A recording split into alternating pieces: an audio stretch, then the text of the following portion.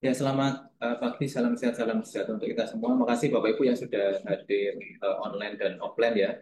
Ini kita kali ini sharing bareng ya, bagaimana kita bisa melakukan efisiensi gitu ya dalam riset dan publikasi yang menggunakan berbagai macam tools ya. Tetapi tentunya tools ini kadang kita kalau berhadapan dengan AI Bapak Ibu ya itu kan yang pertama ada bias ya. Jadi bias ini yang memang menjadi tantangan terbesar gitu ya.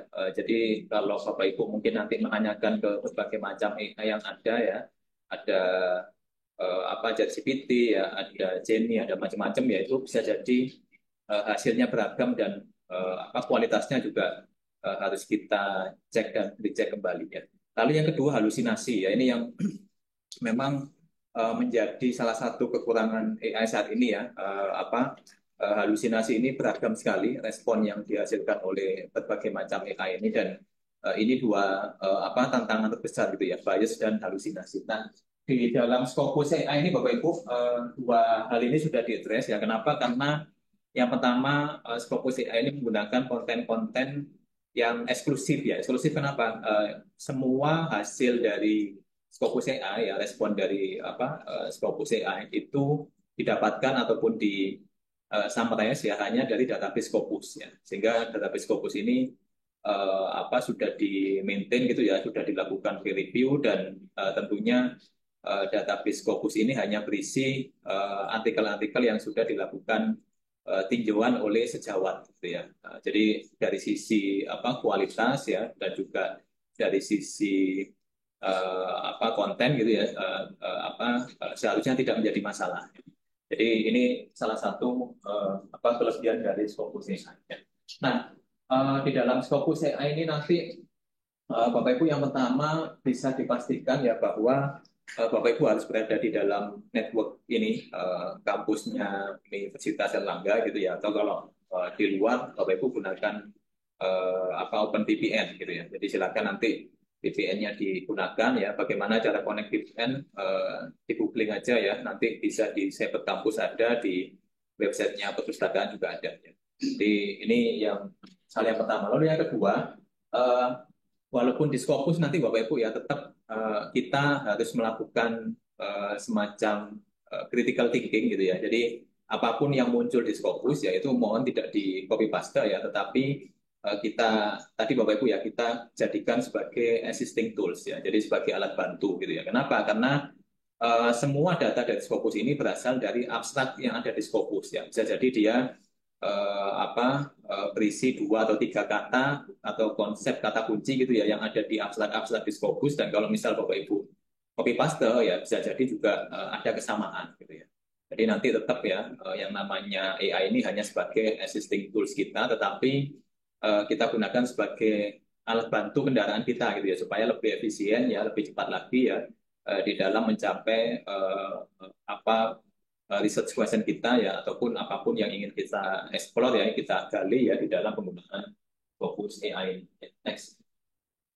Nah, sebelumnya Bapak Ibu saya harapkan sudah membaca ini panduan penggunaan generatif AI ya pada pembelajaran di perguruan tinggi ya. Jadi ini panduannya khusus dosen dan mahasiswa ya. Jadi sekarang kita sudah bisa ya boleh menggunakan AI ya, tetapi tetap ada boundariesnya, ada batasannya ya. Nah, batasannya sejauh mana ya Bapak Ibu harus membaca ya di dalam sini ya. Jadi nanti kita dikenalkan dengan apa itu AI ya, peluangnya, ragamnya, pertimbangan pemilihan AI ya, lalu juga tantangan literasi dan yang paling penting adalah etika ya. Jadi bagaimana kita memastikan bahwa aspek-aspek etika ini juga sudah kita penuhi gitu ya, sudah kita lakukan gitu ya dan juga kita tidak melanggar integritas akademik ya. Jadi nanti Bapak Ibu silakan bagaimana cara menggunakan generatif AI gitu ya di dalam tidak hanya riset ya tetapi juga di pembelajaran ya di evaluasi gitu ya dan lain sebagainya ya semua aspek di dalam perguruan tinggi ya itu bisa di lakukan ya dengan kerja bareng dengan AI gitu ya. Tetapi lebih detailnya nanti Bapak Ibu membaca di sini gitu ya apa sebenarnya yang menjadi panduan gitu ya bagi dosen dan juga bagi mahasiswa ketika menggunakan AI ya karena pertanyaan apapun ya pasti di AI itu jawabannya juga langsung muncul dan beragam sekali ya. Sehingga di sini kita wajib memastikan kembali ya tadi mengenai bias dan juga halusinasi yang dimiliki oleh AI dan bagaimana jawaban ini tentunya betul ya, truth ya, benar ya, sesuai dengan kaidah-kaidah yang ada atau evidence base yang ada. Next. Nah, Scopus AI ini juga dikenal dengan responsible AI ya. Kenapa responsible AI? Tadi saya cerita Bapak Ibu ya bahwa memang kontennya sudah dikurasi dan juga sudah dilakukan peer review ya. Sebenarnya selain Scopus Bapak Ibu ya ini di Web of Science ya itu juga sama ya. Mereka melaunch ekosistem baru, platform baru gitu ya, hampir sama dengan Scopus AI ya. Cuman mungkin di kita masih ini ya masih belum melanggan ya. Nanti kalau misal Bapak Ibu sudah dapatkan trialnya gitu ya atau sudah mencoba gitu ya antara Scopus AI dengan WOS AI ya. Saya lupa nama brandnya gitu ya tapi dia dimiliki oleh WOS ya. Nah itu tentunya ini akan menjadi ya salah satu tools ya bagi kita ya terutama dosen dan mahasiswa ya untuk bisa memanfaatkan lebih dalam lagi. Next. Nah, Scopus AI yang pertama ini ya, dia eksklusif ya. Jadi eksklusif memang yang dianalisis ya, yang di pull out datanya itu hanya data dari repository peer review Scopus ya. Jadi tidak dari database yang lain. Jadi kalau Bapak Ibu misal ingin mendapatkan hasil-hasil review ya ataupun hasil-hasil studi yang berasal dari luar Scopus ya itu masih belum bisa ya. Ya memang tidak bisa ya karena memang Scopus ini ya eksklusif hanya untuk Scopus ya. Lalu yang kedua, menghasilkan ringkasan dengan referensi yang membantu memahami konten yang kompleks ya. Jadi kadang kita baca judulnya aja sudah pusing gitu ya. Ini apa sih maksudnya ya? Atau mungkin baca abstraknya kok nggak paham gitu ya. Nah, itu kompleksitas ini akan disimplify gitu ya, disederhanakan oleh Scopus AI. Lalu dibangun lewat kolaborasi ya. Jadi memang Scopus AI ini sudah dilakukan riset gitu Bapak Ibu ya sudah banyak yang berikan masukan, ya saran dan bahkan kita pun juga bisa ya. Nanti misal hasilnya kok nyeleneh gitu ya, itu kita bisa juga memberikan feedback langsung ke timnya Scopus AI. Ya, next. Nah, kemampuannya apa saja ya? Ada 6 ya. Di sini ada generative AI models ya. Ini yang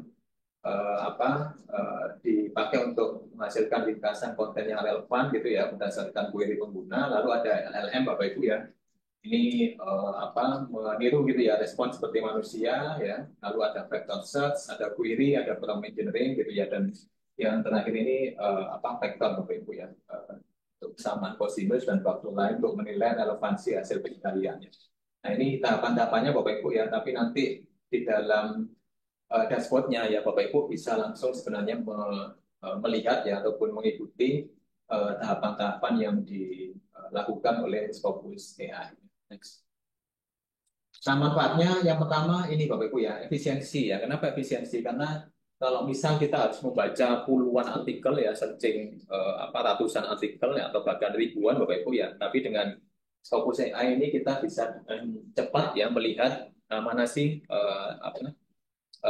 hasil studi ataupun artikel yang relevan ya, mana hasil-hasil studi atau artikel yang berdampak gitu ya, yang paling banyak dikutip ya, yang paling banyak dirujuk oleh orang lain gitu ya dan memang kualitasnya ini betul-betul direcognize ya diakui oleh peneliti yang lain ya.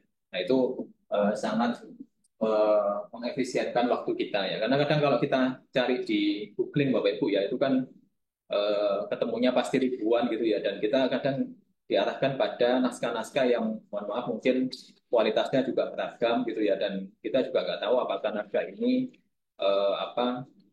berkualitas atau tidak gitu ya. Tapi kalau di sini Bapak Ibu nanti bisa diarahkan ke konten kualitas. Lalu yang kedua, identifikasi gap secara cepat ya ini juga nanti kita coba ya. Begitu juga dengan explore topik baru dan mendorong kolaborasi antar bidang. Jadi Bapak Ibu nanti kalau misalnya ingin impact-nya lebih besar ya lebih banyak direcognize, dikutip ya memang mau tidak mau kita harus kolaborasi ya. Jadi kalau kita hanya menulis di satu fakultas dengan teman di satu universitas, ya itu impact-nya tidak akan sebesar kalau Bapak Ibu menulis dengan universitas lain ya dalam negeri maupun yang luar negeri ya. Jadi secara evidence base ya kita akan mendapatkan manfaat yang optimal ya, manfaat yang lebih besar kalau kita kolaborasi dengan PT-PT yang ada di luar negeri. Ya. Nah ini tahapan yang tadi Bapak Ibu ya. Jadi nanti Bapak Ibu bisa melihat apa yang dilakukan Scopus gitu ya, tahapan-tahapannya gitu, dan Bapak Ibu juga nanti bisa melihat lebih dalam gitu ya, tidak hanya dengan apa bookkeeper gitu ya, tetapi dengan mapping ya. Jadi mapping apa saja yang sudah dilakukan oleh Scopus sehingga nanti ini bisa langsung dilihat di dalam dashboard Scopus AI Bapak Ibu. Ya. Next. Nah, mulainya Bapak Ibu nanti sebelum kita ini apa hands on ya, praktis. Yang pertama Bapak Ibu pastikan sudah ada fitur ini Scopus AI ya. Jadi kalau ketika apa membuka ini ya scopus.com ya, dipastikan ada fitur Scopus AI. Nah ini by default mestinya muncul Bapak Ibu ya. Nanti kalau Bapak Ibu sudah masuk di dalam jaringan NER ya, itu by default ada Scopus AI gitu ya. Kalau misal belum ada, Bapak Ibu apa masuk dulu ke VPN. Jadi masuk dulu ke VPN supaya Scopus AI-nya ini juga muncul. Next.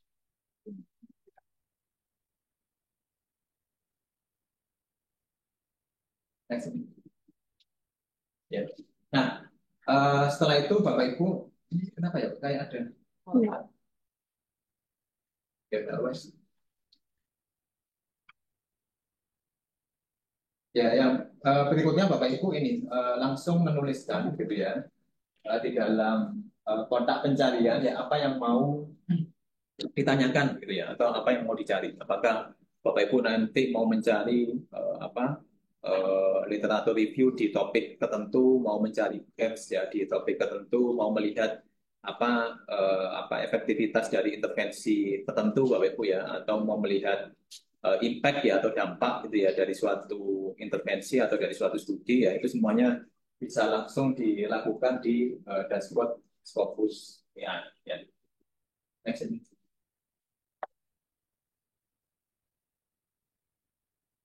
Ya, seperti ini Bapak Ibu ya. Nanti Bapak Ibu juga muncul yang namanya foundational papers ya. Jadi foundational papers itu adalah tadi ya studi ataupun artikel-artikel yang paling banyak dikutip, yang paling banyak dijadikan basis ya untuk mengembangkan suatu keilmuan gitu ya, ataupun basis untuk mengembangkan suatu intervensi yang mungkin sudah sangat direcognize ya di bidang Bapak Ibu masing-masing ya.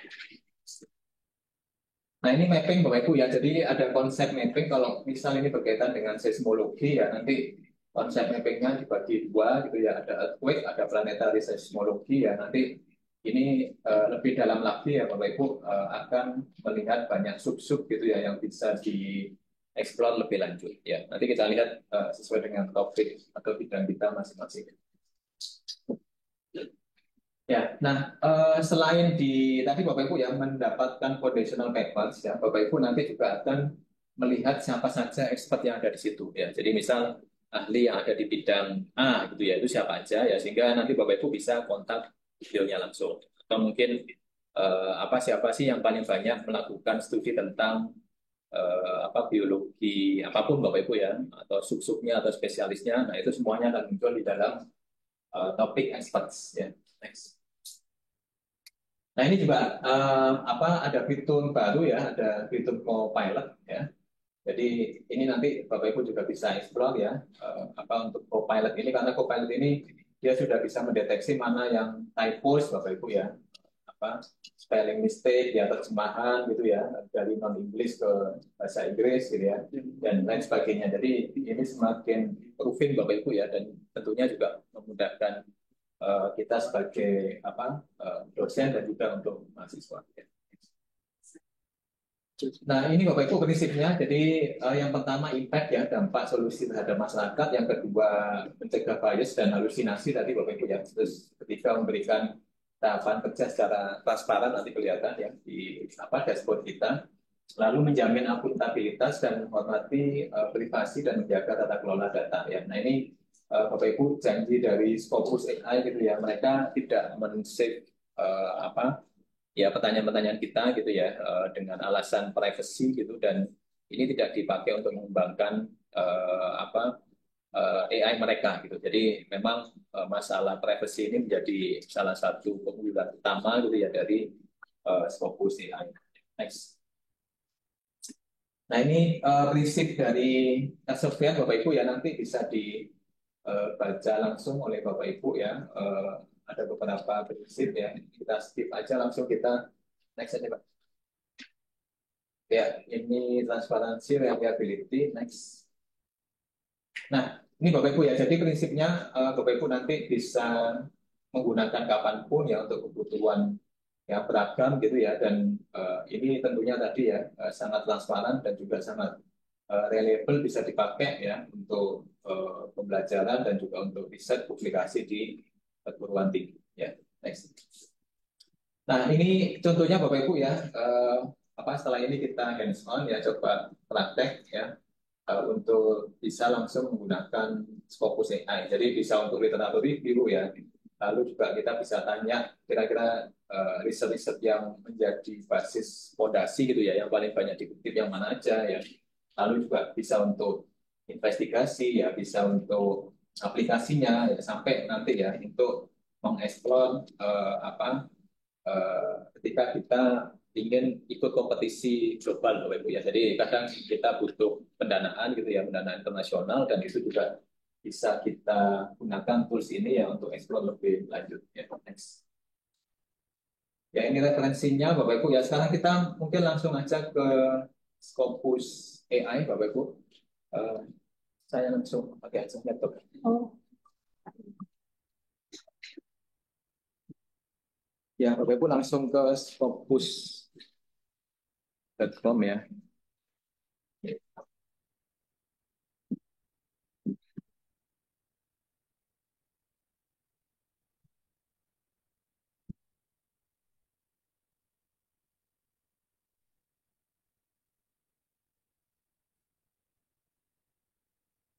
Ya, sudah sini semua Bapak Ibu ya, tinggal ya klik aja Scopus AI ya. Ya. Nah, di sini Bapak Ibu juga bisa menanyakan apapun ya tadi ya kalau kita lihat di sini. Yang online masih belum bisa melihat. Oh, yang online masih dan online. Online masih belum bisa nih. Oke, Nah, oke. Udah. Ya, ini sudah ya, Pak ya. Sudah. Oke. Ya, nah sekarang ini sesuai dengan topik atau bidang Bapak Ibu gitu ya. Kayak misal Bapak Ibu mau menanyakan mengenai ini kita kembali ke sini ya mengenai misal literatur review gitu ya atau mungkin apa exploring foundational research ya atau investigating the role of ini bidangnya Bapak Ibu masing-masing gitu ya kebetulan saya di keperawatan ya jadi ini lebih banyak keperawatan gitu ya.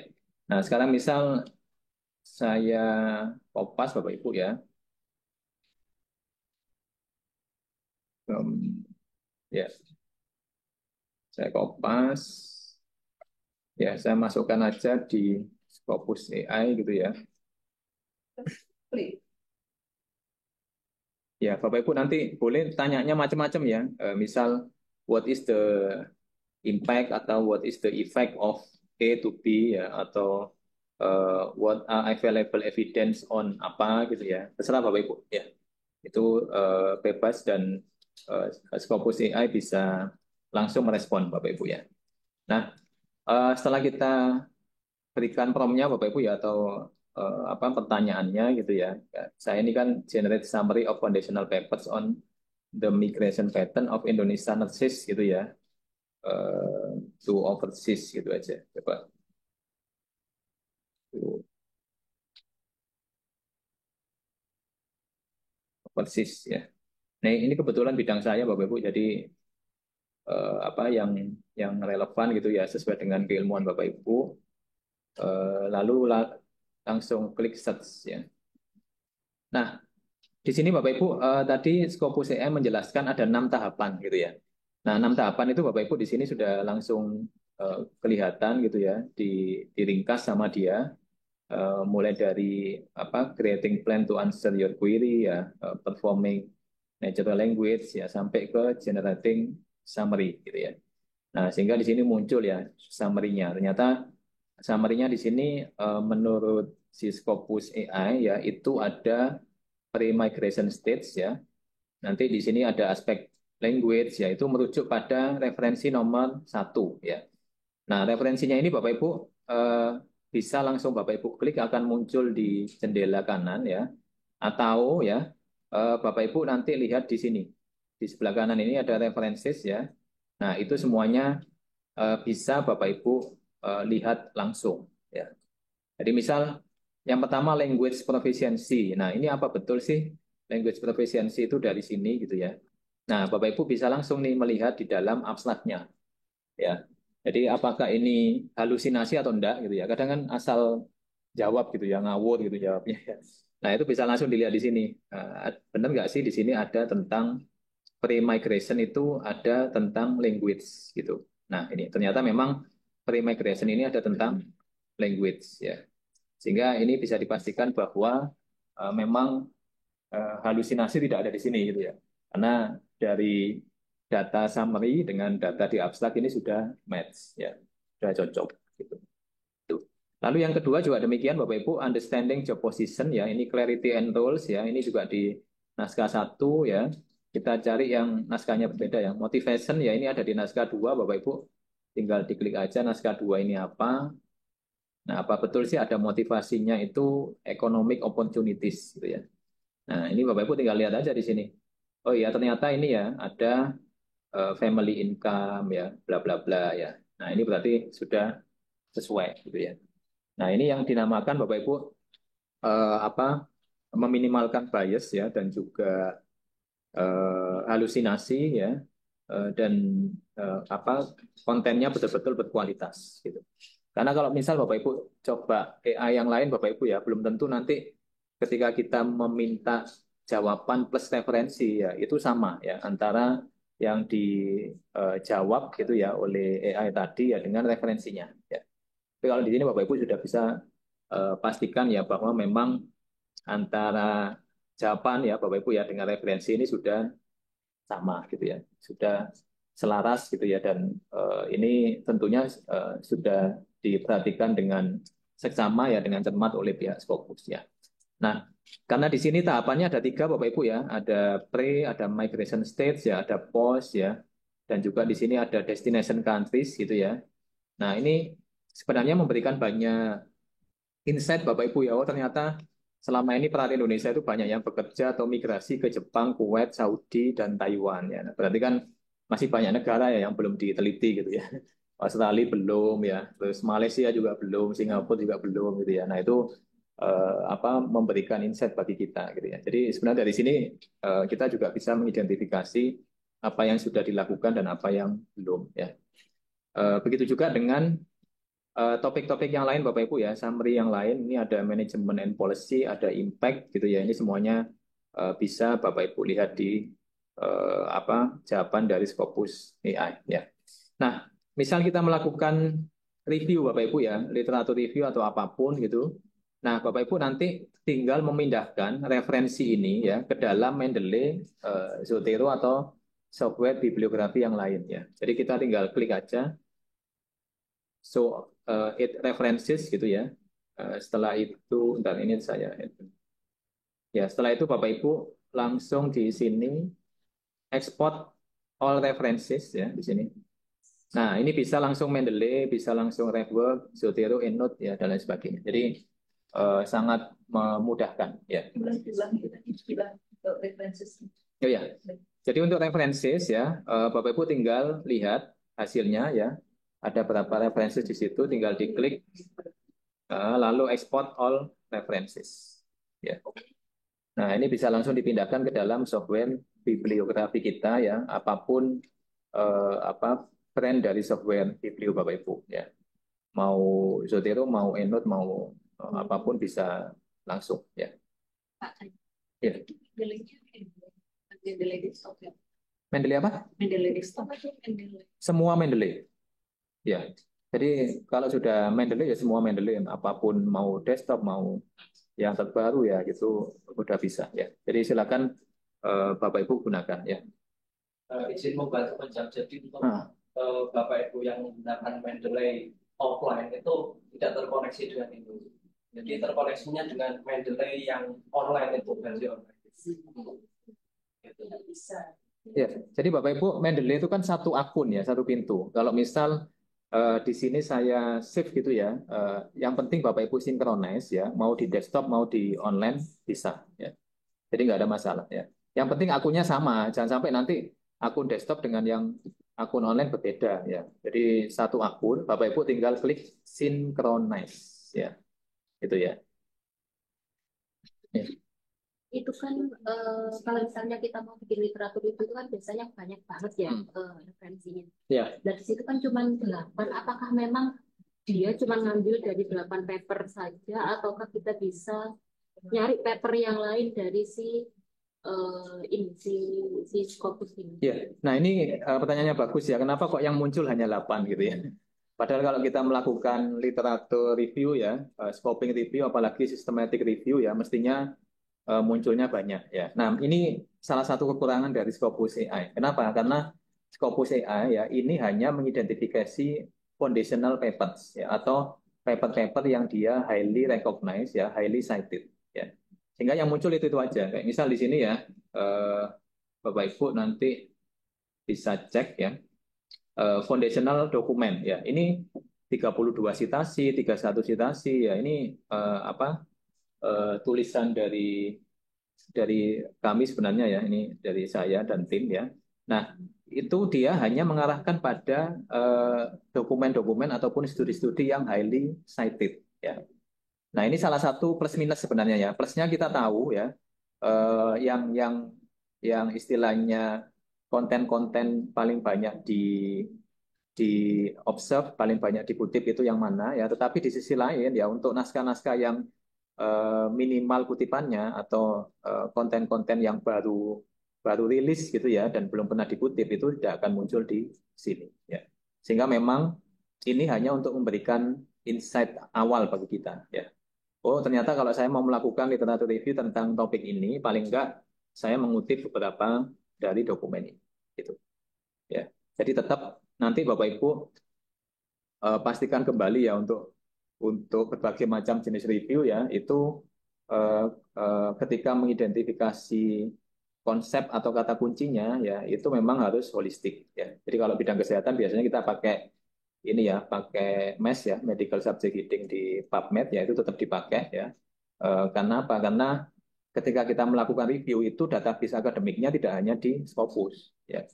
Jadi paling enggak kalau systematic review kan ada 4 database akademik nih ya, ada Scopus, ada WOS, ada PubMed, ya ada Cinahal gitu ya. Nah itu minimum 4 database tadi yang dipakai ya. Tapi kalau mau melakukan literatur review ataupun yang lebih mudah lagi gitu ya kualitinya ya, Bapak Ibu nanti silakan pakai 1-2 database nggak ada masalah ya.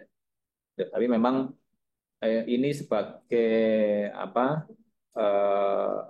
alat bantu kita gitu ya, mengidentifikasi di tahap awal itu sebenarnya naskah-naskah yang perlu dikutip dan sejauh mana ya mereka melakukan riset ya historisnya dari A sampai Z itu ketahuan semua di sini. Oh ya silakan. Ini since-nya 2003 itu apakah bisa diedit? Maksudnya bisa di 10 tahun terakhir atau? Oh ini default ya. Oh, memang default dari Scopus AI. Sendiri ya, kalau mau verifikasi sendiri. Ya, jadi kalau misal mau melakukan review yang yang udah lama-lama gitu ya, mungkin dari awal sampai akhir ya, berarti Bapak Ibu gunakan aja yang di sini, fitur dokumen ya. Jadi yang di fitur dokumen ini, kalau fitur dokumen kan kita bisa ya, misal saya mau mencari ini ya, tadi ya Indonesian nurses ya, nurse ya. Lalu jangan lupa pakai Boolean operator Bapak Ibu ya. Ini ya on atau on-nya diaktifkan ya, migration mobility ya. Nah, kenapa Bapak Ibu kita harus holistik ya? Memang semua pencarian, semua konsep itu harus diidentifikasi sinonimnya ya. Kalau enggak, nanti Bapak Ibu pasti hasilnya enggak akan banyak, enggak akan bagus ya. Jadi banyak baca ya. Jadi memang baca, baca dan baca ya. Ya, ya atau Bapak Ibu bisa juga tanya ke AI ya. Tanya ke AI, misal ini apa saya nih ChatGPT ya, open. Ini bukan laptop saya jadi. Berarti kalau kita menggunakan ChatGPT itu juga tidak diperbolehkan copy paste ya? Ya, tidak diperbolehkan copy paste. Ya, tetap kita harus para prase gitu nggak boleh langsung copy paste gitu ya? ya, tetap sebaiknya di paraphrase. Sama nanti Scopus AI ya, AI apapun Bapak Ibu ya, misal di sini kan sudah ada nih ya. Sudah ada summary-nya gitu. Ataupun nanti kita belum ini ya ke expanded summary ya. Nah, ini juga nggak boleh di Kopas ya. Nanti kita paraphrase saja ya. Karena ini sebagai tadi alat bantu kita untuk mendapatkan insight awal gitu ya. Kalau saya manual aja ya, tapi kalau mau menggunakan apa AI yang lain ya terserah Bapak Ibu ya. Karena sekarang juga ada penelitian yang bisa mendeteksi apakah ini ditulis oleh human atau oleh generatif AI. Gitu. Ya, kemarin itu mencoba para plastik pakai ya. Makin banyak ya, jadi ya bisa jadi seperti itu Bu. Nah ini ya misal find sinonim gitu ya.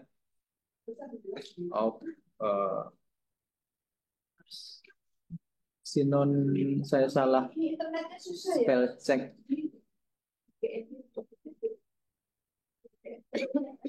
Sinonim. Terus saya pakai laptop saya aja ya, ini saya nggak bisa pakai laptop. Mungkin sambil ini saya boleh nggak tanya? Gini. Ini apa namanya? Kalau misalnya kita juga kemudian mau melihat, karena kan kadang itu kita kesusahan ya mencari gambar-gambar yang apa namanya lama gitu kan? Itu bisa nggak dengan tadi Scopus AI itu tadi dengan gambar mencari gambar morfologi misalnya itu di bidang saya kan lebih banyak ke apa namanya morfologi itu kan gambar-gambar gitu. Kalau gambar belum bisa. Ya, dia hanya masih berupa teks. Ya, berupa teks. Ya. Jadi ini Bapak Ibu ya, ternyata kalau migration ya itu bisa jadi movement, bisa jadi relocation, bisa jadi transfer, exodus, immigration gitu ya. Nah kalau kebetulan saya sering baca gitu ya, jadi yang paling banyak dipakai ya immigration gitu ya, on. Jadi saya ke sini balik lagi on immigration ya. Oke. Nah, kalau di sini ya, Bapak Ibu nanti bisa mengadjust ya atau memfilter ya dalam berapa tahun yang mau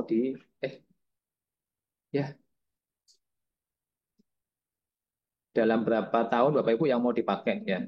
Jadi kayak di sini range-nya misal mulai dari 2013 sampai sekarang gitu ya 2024 gitu ya. Nah, ini bisa di-adjust ya. Jadi nanti ketemunya ada 21 dokumen ya. Tapi kalau di sini yang Scopus AI ini ya dia memang sudah by default gitu ya since 2003 ya. Tuh, Bapak Ibu nanti kalau misal mau explore hulu ke hilir ya misal tahun 90-an ya monggo silakan di sini dituliskan aja 1990 ya. Ya nanti ketemu berapa? Oh ternyata nggak bisa dia 2008. Iya, ya ini ketemunya pun hanya 23 dokumen ya. Oke. Ini nggak bisa di-save ya Pak ya? Di-save? Query kita yang bisa. AI tadi. Bisa. Ya. Kalau nanti misal Bapak Ibu bentar. Bapak Ibu sudah login ya di sini ya. Sudah sign in ya. Ini bukan laptop saya. Nanti di situ ada historis ya. Jadi Bapak Ibu nanti silakan menggunakan historis yang ada di Scopus ya.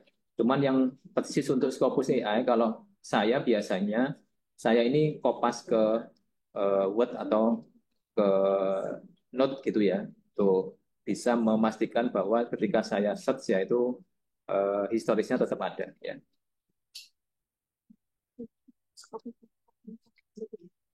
Nggak perlu. Ya.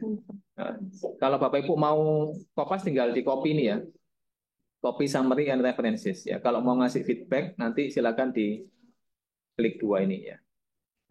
Nah sekarang kita ke expanded summary ya. Nah expanded summary ini merupakan pengembangan gitu ya dari apa yang ada di atas ya.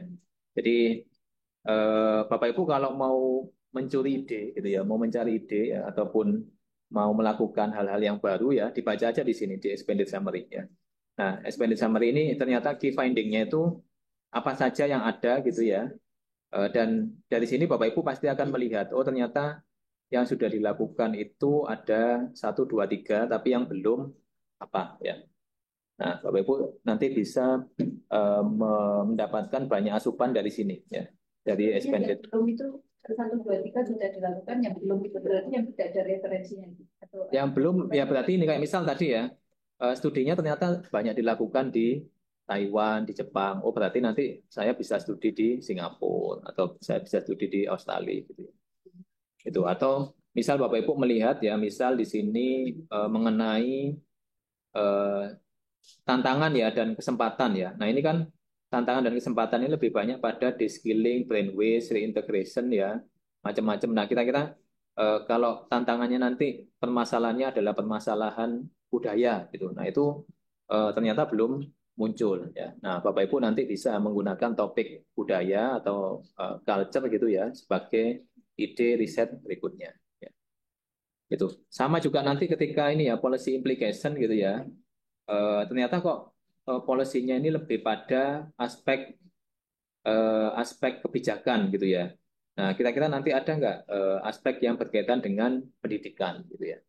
Nah, Bapak Ibu bisa menggunakan ide gitu, bahwa aspek pendidikan ini masih belum banyak digali, belum banyak digunakan ya, sehingga ini bisa dipakai untuk riset berikutnya. artinya kalau yang sudah ada referensi ini mereka sudah melakukan, Sudah diteliti. kemudian kita lihat celahnya itu yang belum gitu Iya, ya. betul. Bisa jadi pendukung gitu. Ya, jadi ini bisa dipakai sebagai kalau review itu di bab 1 Bapak Ibu ya, itu Bapak Ibu tuliskan bahwa studi tentang ini sudah dilakukan. Yang pertama ada data ini, yang kedua data ini, yang ketiga data ini, tetapi yang ini masih belum dilakukan. Ya. Oke, dari expanded summary Bapak Ibu sama ya, nanti juga ada referensi, dan referensi ini bisa kita ekspor impor ya ke dalam software biblio kita ya. Jadi apapun Bapak Ibu nanti software biblionya, yang penting tadi ya, satu akun bisa disinkronize kapanpun, dimanapun ya. Nah berikutnya ke konsep mapping ya. Nah konsep mapping ini membantu untuk memahami apa yang sudah dilakukan ya. Kayak misal, oh ternyata kalau topiknya migrasi perawat gitu ya, itu ada impact ke workforce ya, ada juga yang ke sistem kesehatan, ada juga ke employment opportunities ya. Lalu juga decision making ini kemana ya, begitu juga policy and regulation ya. Jadi ini Bapak Ibu bisa melihat bahwa ternyata yang sudah dilakukan itu sejauh ini gitu ya. Tinggal nanti Bapak Ibu bisa mengambil misal policy and regulation ya. Ini kan ada migration law sama government policy ya. Kira-kira bisa nggak ya saya nanti policy and regulation ini lebih pada aspek organisasi ya, misal organisasi perawat, atau mungkin pada aspek individu gitu ya. Nah itu Bapak Ibu yang menentukan gitu ya, yang melakukan analisis atau kajian ya, apa saja yang kira-kira masih missing ya. Ini sama ya, bisa di-save juga Bapak Ibu ya. Lalu di topik expert ya, ini akan muncul nama-namanya Bapak Ibu ya. Misal nama-nama peneliti yang bisa Bapak Ibu kontak, Bapak Ibu hubungi ya. Misal di sini ada nama saya Bapak Ibu ya. Itu tinggal di preview profile ya. Nanti Bapak Ibu bisa mencari emailnya atau kontaknya gitu ya. Nah, itu langsung muncul di situ experience in research berapa lama gitu ya. 12 tahun ternyata saya sudah sangat tua. Lalu apa year of latest matching dokumen ya. Nanti Bapak Ibu bisa melihat apakah ini sudah pensiun atau belum gitu ya. Kalau latest dokumennya tahun ini kan berarti masih aktif ya. Tapi kalau latest dokumennya ternyata 2004 ya atau 2005 ya, kemungkinan beliaunya sudah retired ya. Itu jadi uh, not phone.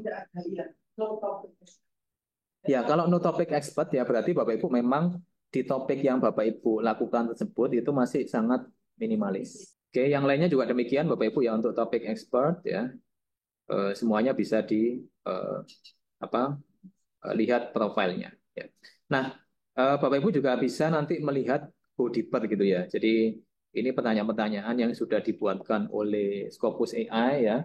Kalau mau dipakai tinggal diklik aja ya. Kalau misal ada pertanyaan yang lain ya Bapak Ibu ketik aja di atas ya.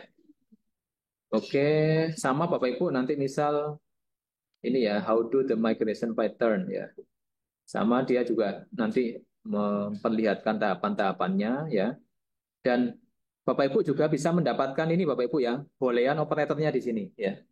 Jadi ini sudah ada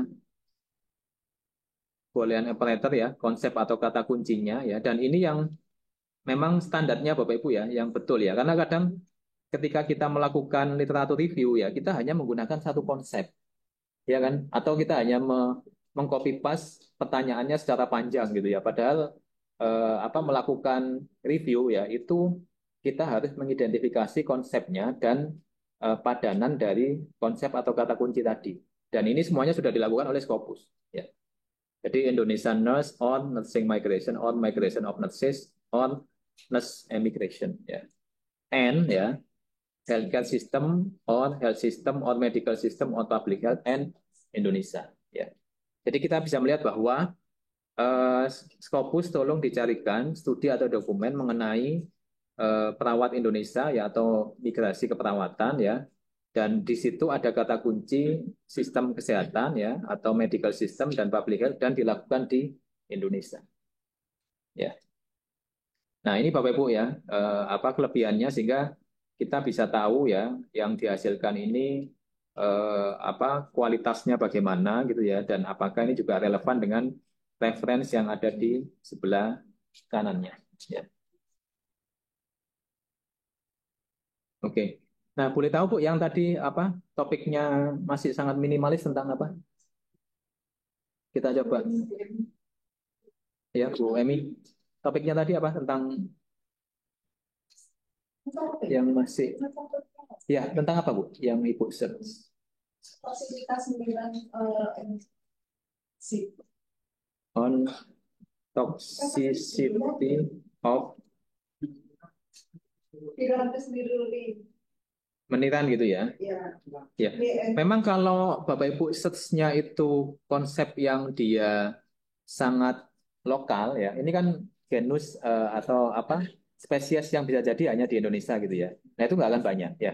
Jadi Bapak Ibu nanti harus bisa mengidentifikasi kira-kira kalau meniran ini apa? Misal traditional medicine ya, atau misal ethnic herb ya, atau misal apapun ya Bapak Ibu ya yang lebih generalis ya. Ya kalau dia sangat spesifik berkaitan dengan lokal genus gitu ya itu pasti hasilnya juga nggak akan terlalu banyak ya. Nah ini hasilnya Bapak Ibu. Gimana ya? Enggak. Tapi saya menceritakan ilmuwan saya. Tapi ini kan mencari tema penelitian kita gitu ya.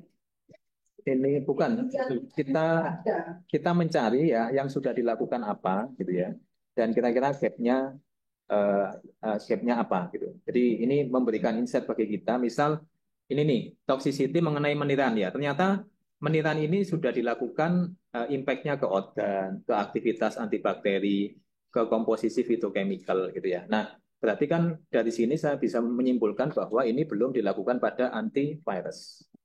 Nah, saya lakukan aja nanti toxicity dari meniran ini sebagai antivirus. Ya, jadi ini ngasih insight kita Bapak Ibu ya. Yang existing apa, yang belum dilakukan apa gitu ya. Itu. Terus misal di sini Bapak Ibu ya ini banyak tentang protein measurement, ada macam-macam ya ini Bapak Ibu ya. Nah, nanti Bapak Ibu juga bisa nih nyari ide dari sini. Oh, ternyata kalau naskah-naskah yang sudah banyak dikutip gitu ya, itu lebih banyak mengulas mengenai pengukuran protein gitu ya. Nah, kira-kira bisa nggak sih nanti senyawa-senyawa yang atau zat-zat yang ada di meniran gitu ya, itu bisa nggak diisolasi gitu ya atau diidentifikasi ya, sehingga nanti itu yang nanti akan menjadi spesialisasi dari Bapak Ibu. Oke.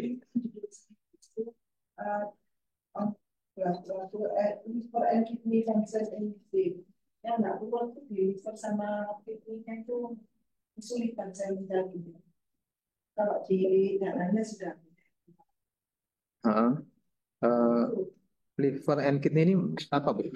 Kaitannya dengan apa? Untuk toksisitas itu saya lihat di liver sama kidney. Oh, oke. On toxicity of, misal katakan traditional medicine gitu ya, on human organ gitu aja ya. Ya. Nah, ya Bapak Ibu nanti kalau pertanyaannya Bapak Ibu lebih luas, misal organ manusia itu kan banyak, bisa nanti ke ginjal, bisa nanti ke liver, bisa ke jantung dan lain sebagainya gitu ya. Nah, itu dia akan memunculkan dengan spesifik di sini ya. Jadi target organnya ternyata di liver, ternyata di kidney, ternyata di heart ya. Nah, itu Bapak Ibu tinggal lihat aja yang sudah dilakukan apa saja gitu ya, sehingga nanti Bapak Ibu bisa mengembangkan gitu ya, atau bisa juga replikasi juga boleh ya, atau mengembangkan ya dari apa yang sudah dilakukan oleh peneliti yang lain. Jadi kita nggak bisa ini melihat oh ternyata Q1 semua enggak ya. Tapi Bapak Ibu nanti bisa explore ya, bisa cek ini kira-kira Q berapa gitu ya. Kalau mau lihat lebih dalam, lebih detail lagi ya. Tetapi prinsipnya Scopus tidak membedakan ya, apakah hasilnya nanti harus Q1 semua, Q2 semua gitu ya. Nah itu tidak, dia hanya berdasarkan kata kunci. Kalau kita paksa ya Pak, harus bisa kita mencari di ini, terus AI ini untuk satu gitu, bisa enggak ya? Ya, dicoba aja ya. Kalau misal di sini ya human organ just so from one till one. Ya, dia tetap keluar ya. Tapi saya nggak tahu nanti apakah ini tetap Q1 gitu ya. Harus dicek lagi ini jurnal-jurnalnya ya. Kalau dilihat dia traditional medicine research ya, traditional medicine research ya. Lalu ada natural product ya.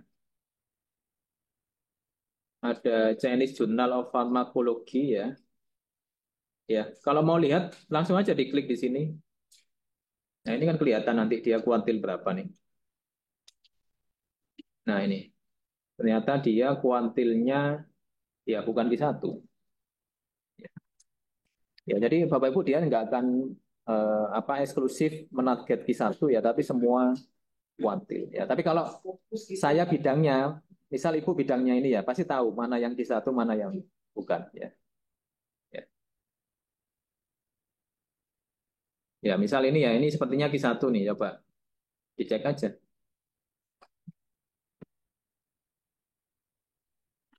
Kok nggak muncul ya ininya? Bentar ya, lainnya aja deh. Ya, nih.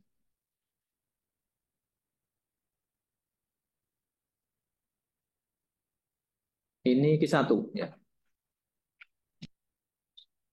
Ya, saran saya Bapak Ibu nggak perlu kita klarifikasi Q1 atau apa ya, tapi yang kita perlu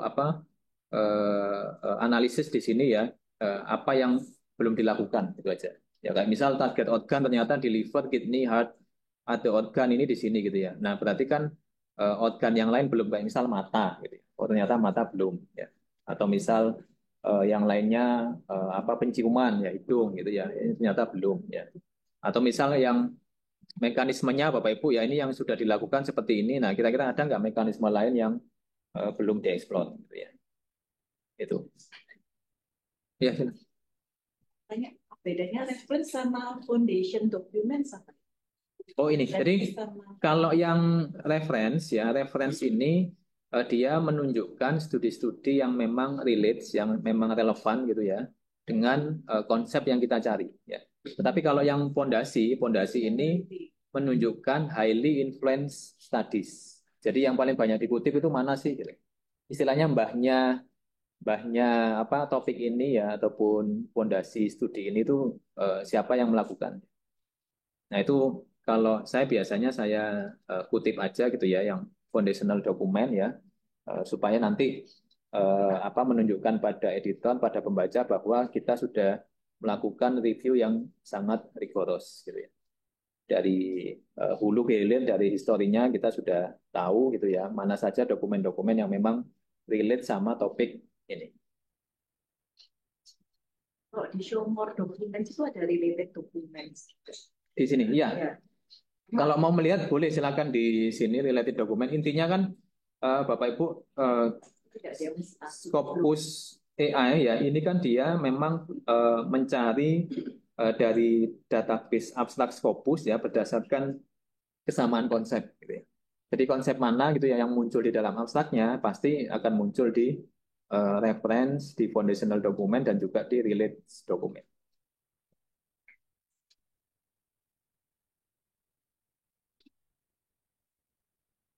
Ya, yang online mungkin ada yang mau ditanyakan yang online? Oh di chat ya? Di chat? Ya, apa? Kalau generating summary-nya muter-muter, oh koneksinya Pak ya. Jadi nanti silakan koneksinya di apa ganti gitu ya atau dicoba lagi kemudian ya. Ini hanya masalah koneksi internet sih. Ya. Next. Ya itu sudah dijelaskan tadi ya. Nanti silakan dilihat apa recordnya gitu ya atau rekamannya ya. Terus pada expanded tidak ada key point. Oh ya, kalau expanded kan memang ini ya bergantung pada apa yang sudah dilakukan gitu ya, apa yang sudah ada gitu ya, sehingga nanti expanded ini juga beragam ya. Apa belum tentu nanti sama dengan apa yang muncul di laman saya. Ya. Ya, ada lagi Bapak Ibu yang ini mau ditanyakan? Tadi saya bikin uji di luar story. Saya panggil Mas ya. Ini, jadi saya harus mencari terkait dengan tematis saya gitu ya. Karena yang misalnya saya mencari mixture ya, sama woman view of on choice of married partner in era reproductive community itu saya cari gitu ya. Terus kita ketemu dari jurnal-jurnal yang sudah ditampilkan gitu ya. Jadi saya harus mencari celahnya dari yang ada di sini gitu ya. Iya. Dari gap-nya itu. Jadi Bapak Ibu tadi kan topiknya mengenai kalau saya menangkap feminisme gitu ya, intinya ya. Karena apa kalau Bapak Ibu menggunakan yang tadi Ibu sampaikan ya terlalu spesifik ya dia nggak akan nemu gitu ya. Gunakan aja konsep kata kunci yang memang itu menjadi bahasa mesin ya. Jadi kalau saya tangkap kan Ibu bicara mengenai ini ya apa empowerment feminisme ya pada apa suku-suku tertentu lah gitu ya. Nah, ditanyakan aja ini mengenai apa misal generate a summary of a national paper on feminism apa regarding women empowerment gitu ya. Nah, dari sini nanti akan muncul nih yang sudah dilakukan apa saja ya. Yang sudah dilakukan apa saja ya. Dan yang belum kira-kira apa gitu ya kayak ini kan ada granting women a voice ya power structure life and livelihood ya sama gender mainstreaming ya. Nah kira-kira kalau saya sudah membaca ini gitu ya apa berarti mungkin nanti berkaitan dengan self decision gitu ya atau mungkin berkaitan dengan bagaimana dia seorang wanita itu negosiasi dengan suaminya, dengan masyarakatnya itu masih belum diteliti gitu ya. Nah itu bisa jadi menjadi insight bagi kita untuk mengeksplor lebih jauh ke area ini. Gitu. Atau misal dimensinya ternyata yang sudah diteliti itu ekonomik, politik, knowledge, sama psikologi lah. Apa dimensi yang lain, misal dimensi kesehatan gitu ya. Itu kan juga menjadi salah satu isu di dalam empowerment. Nah, kalau belum dilakukan ya udah saya lakukan aja riset ke arah dimensi health dimension ya. Ya, sama juga yang lain juga ini intinya Bapak Ibu apa yang ada di sini ya itu memberikan informasi ya yang sudah dilakukan apa ya terkait apa gitu sehingga nanti Bapak Ibu tahu gap-nya yang belum dilakukan itu apa. Oke. Baik kalau sudah Bapak Ibu nanti bisa latihan mandiri ya di tempatnya masing-masing. Terima kasih. Sebelumnya mohon maaf kalau ada yang kurang berkenan dari saya. Eh, apa demikian yang bisa kami sampaikan. Wassalamualaikum warahmatullahi wabarakatuh.